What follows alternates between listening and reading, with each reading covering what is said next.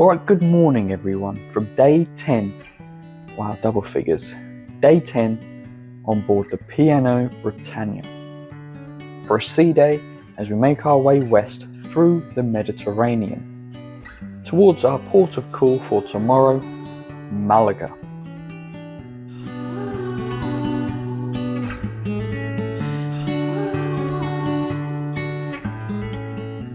For breakfast this morning, the British cook breakfast meets the French croissant with a pastry for good measure. Then to the open decks to enjoy the limited time we have left in that gorgeous Mediterranean sun. We had the heat of 28 degrees gleaming down upon us, but to be honest, it felt a lot hotter than that in the sun's light. I made sure I was lotioned up for this one. Alright, a truly exquisite day here on board the Britannia with that Mediterranean sun shining through bright. I have returned to the cabin, first of all to get a drink because it is very hot outside, but also because I will be attending a show very soon in the Headliners Theatre. But before we talk about that, I just want to point out that when I was setting up, getting ready to record this, I managed to capture this from my balcony, like a true David Attenborough. 2 days in a row, I don't know what's going on, but there you go. Maybe I should move to a nature channel, I don't know.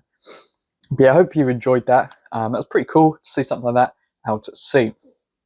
But yes, I will be going to the Headliners Theatre for a show called Wavelength. Now, from what I understand, this is sort of a game show thing, so I don't really know what else to expect from it. So we're going to go and we're going to go enjoy that. And then probably head back out in the sun while we can, because I know the UK is pretty cold at the moment, even though it's summertime, which is a bit rubbish, but there you go.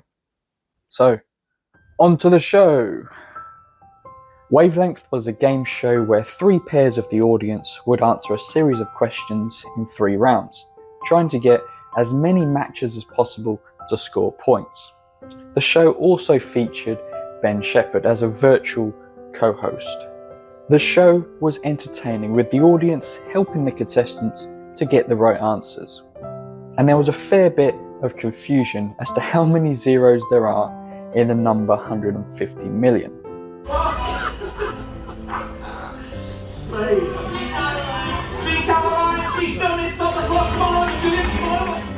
After the show, it would have been rude of me not to check out the atrium, commonly referred to as the heart of the ship. Whilst I was here, I also went to reception to get my cruise card reprinted, as the majority of the text had now rubbed off it. I think Malaga would be a lovely place, but I would rather be allowed back on board. I mean, I have a buffet to eat. Then it was back to the top to enjoy more of the succulent sunshine. A sneaky meal before the afternoon ends. Hey, I have to take advantage of it whilst I can. And some very fancy scones, oh my. Well, there we go, guys. Another smouldering day here on the P&O Britannia. But as the day draws to evening, tonight is formal night. So you know that we're going to have to get changed. Oh, that's really cool, man. Alright, so we've got a cracking evening planned on Britannia tonight. And we're going to start by going up to top deck and seeing the sun and the sea. We won't have time to see the sunset because we're going to the show in the Headliners Theatre. And then probably a pot around the atrium before getting some dinner. Sound like a plan? Sounds like a plan. Let's get to it. It was very peaceful up on the Lido deck this evening, a stark contrast from this afternoon. Unfortunately, no sunset to be seen up here, and time was pressing on, so it was off to the Headliners Theatre. Tonight's show was a musical one from Triptonic, accompanied by some comedy in between. This trio sang songs from the royals of music, including the Bee Gees, Prince and Tom Jones, just to name a few.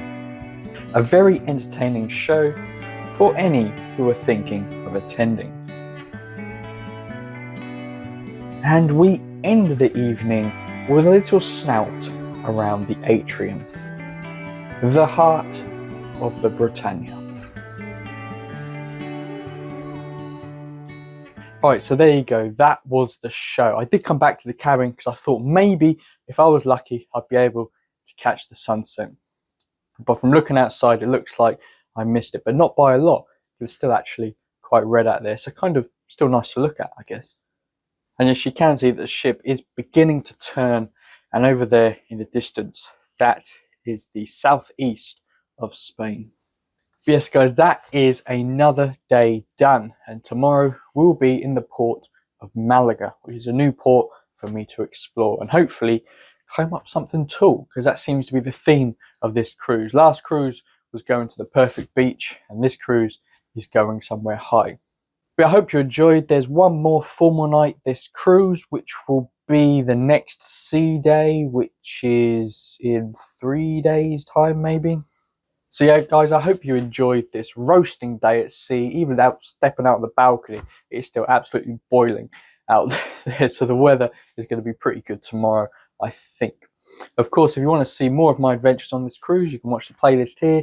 And if you want to watch the next video in the series of me exploring Malaga, you can click here. And I nearly messed up there, but I didn't. And of course, if you want to subscribe and watch more of my content, you can click just here. A bit exciting, wasn't it? Yeah. Very exciting. Very exciting. Is the video done yet?